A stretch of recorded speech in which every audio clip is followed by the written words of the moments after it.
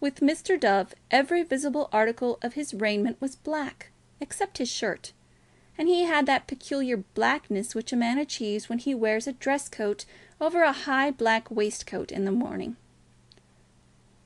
"You didn't make much, I fear, of what I sent you about heirlooms," said Mr. Dove, divining the purport of Mr. Camperdown's visit.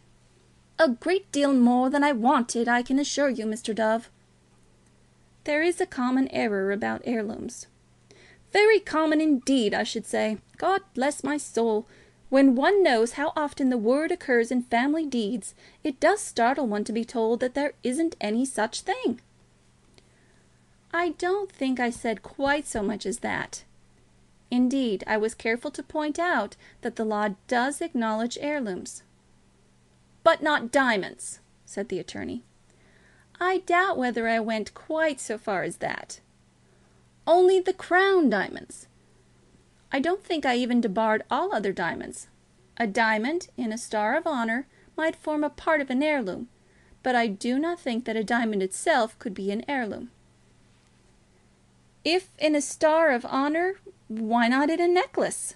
argued Mr. Camperdown almost triumphantly. "Because a star of honour, unless tampered with by fraud, would naturally be maintained in its original form.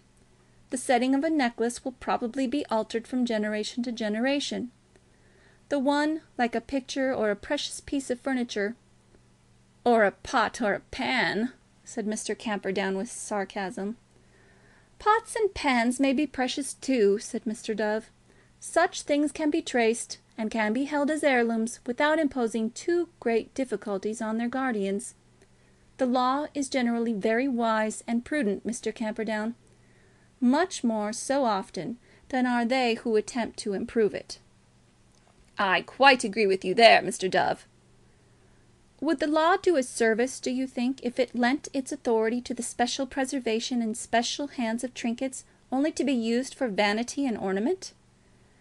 Is that a kind of property over which an owner should have power of disposition more lasting, more autocratic, than is given him even in regard to land? The land, at any rate, can be traced. It's a thing fixed and known. A string of pearls is not only alterable, but constantly altered, and cannot easily be traced." "Property of such enormous value should, at any rate, be protected," said Mr. Camperdown indignantly. "All property is protected, Mr. Camperdown, although, as we know too well, such protection can never be perfect. But the system of heirlooms, if there can be said to be such a system, was not devised for what you and I mean when we talk of protection of property." "I should have said that that was just what it was devised for." "I think not. It was devised with the more picturesque idea of maintaining chivalric associations. Heirlooms have become so. Not that the future owners of them may be assured of so much wealth, whatever the value of the thing so settled may be, but that the son or grandson or descendant may enjoy the satisfaction which is derived from saying, 'My father or my grandfather or my ancestor sat in that chair, or looked as he now looks in that picture, or was graced by wearing on his breast that very ornament which you now see lying beneath the glass.' Crown jewels are heirlooms in the same way, as representing not the possession of the sovereign, but the time-honoured dignity of the crown.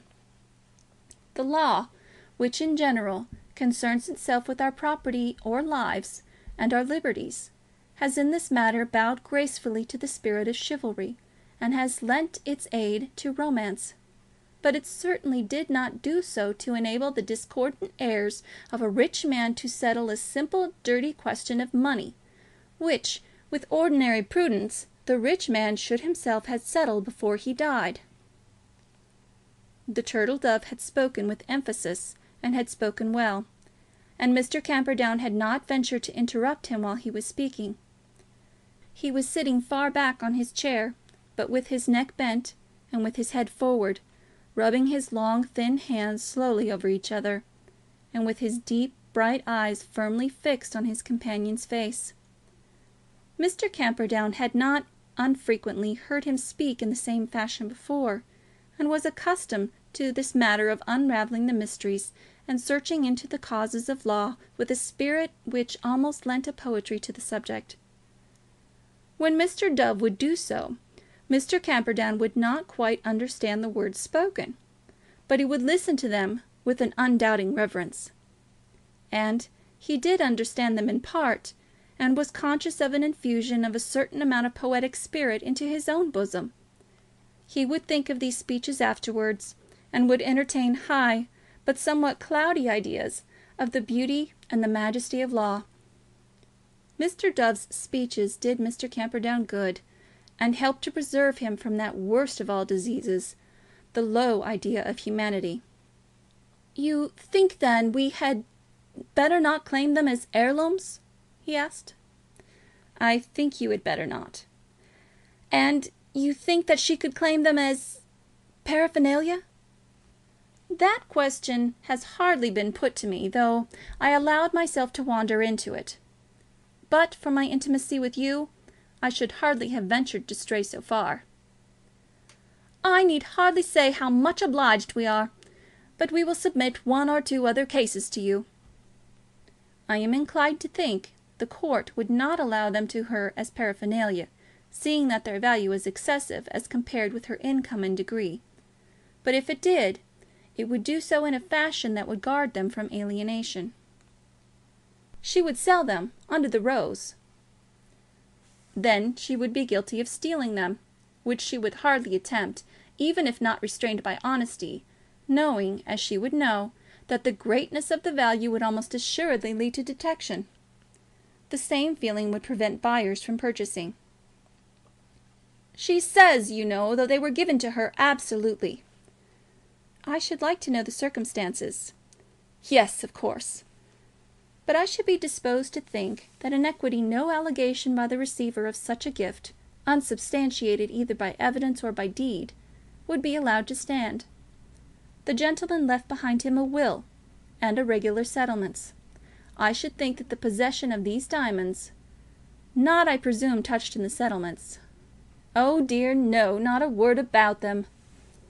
"I should think, then, that, subject to any claim to paraphernalia, the possession of the diamonds would be ruled by the will."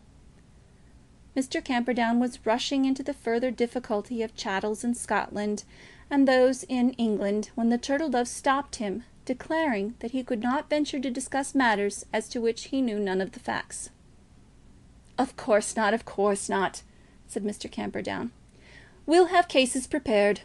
I'd apologise for coming and all, only that I get so much from a few words." "I'm always delighted to see you, Mr. Camperdown," said the Turtle Dove, bowing. End of chapter 28.